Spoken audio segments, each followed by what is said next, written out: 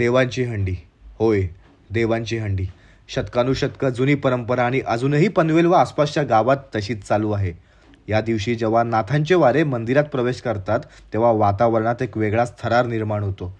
गजर घुमतो. अलख निरंजन, जय गोरक्षनाथ सगळे हात वर करून नाचतात. डोळ्यात भस्माचा लेप, गळ्यात रुद्राक्ष आणि ओठांवर गूढ शबरी भाषा. ही शबरी भाषा म्हणजे काय? तर नाथांची गुप्त कोड लँग्वेज.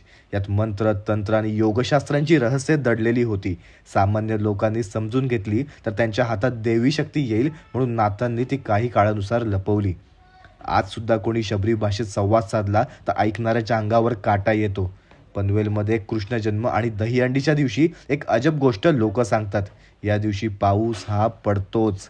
जणू देव स्वतःच्या सोहळ्यासाठी आकाश उघडं ठेवतो.